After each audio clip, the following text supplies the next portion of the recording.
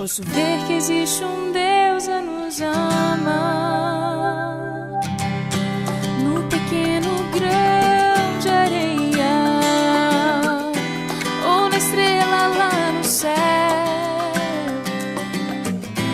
toda a criação revela o amor do Criador.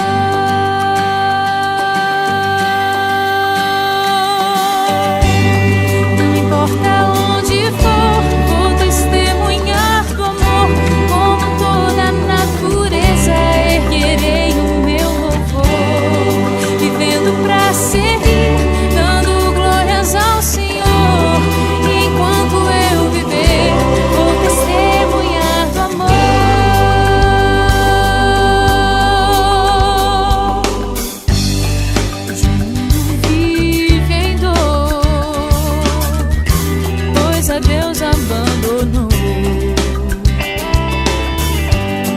Este